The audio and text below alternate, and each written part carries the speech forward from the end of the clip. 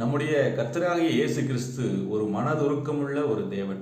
அது வேதத்தில் பல இடங்களை நம்ம வாசிக்க முடியும். ஏசாயா 54:10 கூட நம்ம வாசிக்கிறோம், என் கிருபை உன்னை விட்டு விலகாமலும் என் சமாதானத்தின் உடன்படிக்கை நிலை பெயராமலும் இருக்கும் என்று உண்மையில் மனதுருகுகிற கர்த்தர் சொல்லுகிறார் என்று சொல்லி அந்த வசனம் நமக்கு சொல்லுகிறது. அப்போ நம்முடைய தேவன் யார் அப்படின்னு பார்க்கும்போது ஒரு மனதுருக்கமுள்ள இரக்கமுள்ள ஒரு தேவன். உடனே நம்முடைய சூழ்நிலைகளை பார்த்து அவர் நம்மை மனதுருகிறவராய் அவர் இருக்கிறார். லூக்கா 7ஆம் அதிகாரத்தில் 11 16 17 வசனங்களை நம்ம வாசிக்கும் பொழுது அங்கே ஒரு சம்பவம் நடக்கிறது. இயேசு கிறிஸ்து நாயின் என்கிற ஒரு ஊருக்கு அவர் செல்கிறார்.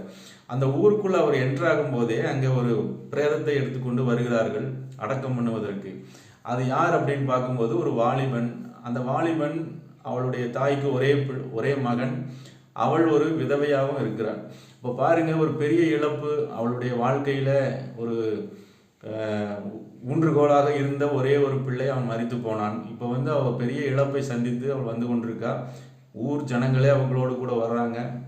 இந்த சூழ்நிலையை பார்த்த உடனேயே அங்கே வசனம் சொல்லுது, இயேசு அவளை பார்த்து மனதுருகி அவள் கிட்ட வந்து அழாதே என்று சொன்னார் என்று சொல்லி அந்த வசனம் நமக்கு சொல்லுது. பாருங்க, அங்கே யாருமே அவர்கிட்ட போய் ரிக்வஸ்ட் பண்ணல, ஏன்னா இதை மரித்து போனால் உடனே நீங்கள் உயிரோடு எழுப்புங்கன்னோ, எனக்கு உதவி செய்யுங்கன்னோ எதுவுமே நடக்கலை. ஆனாலும் அந்த சூழ்நிலையை பார்த்தே அந்த விதவை தாயை பார்த்து அவர் சொல்கிறாரு, நீ அழாதேன்னு சொல்லி மனதுருக்கத்தோடு சொல்லுகிற ஒரு கர்த்தர். ஆனால் அதோடு சொல்லிட்டு அதோடு நிறுத்தலை, அவர் பாடையை தொட்டார்னு அந்த வசனம் சொல்லுது. அதுக்கப்புறம் அந்த ஜனங்கள் நின்றார்கள். உடனே அவர் அந்த பிரேதத்தை பார்த்து சொல்கிறார், வாலிபனே எழுந்துரு என்று உனக்கு சொல்லுகிறேன் என்று சொல்ல உடனே அங்கே வாலிபன் எழுந்துடுறான், உயிரோடு எழுந்துடுறான், எழுந்து பேச தொடங்கினான் என்று சொல்லி அந்த வசனம் சொல்லுது.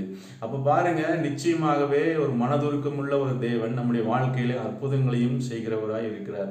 நாம் சில நேரங்களில் ஜெபித்திருப்போம், சில நேரங்களில் நம்ம என்ன ஜெபிக்கிறதுனே தெரியாமல் கூட இருந்திருக்கலாம். ஆனால் நம்முடைய சூழ்நிலைகளை பார்த்து நமக்கு அனுகூலமான கதவுகளையும் நம்முடைய வாழ்க்கையில பல ஆசீர்வாதங்களையும் ஆறுதல்களையும் கொடுக்கிறவர் நம்முடைய தேவன். அவர் மனதுருக்கம் உள்ள ஒரு தேவன். அப்படிப்பட்ட தேவனைத்தான் நாம் ஆராதித்து கொண்டிருக்கிறோம்.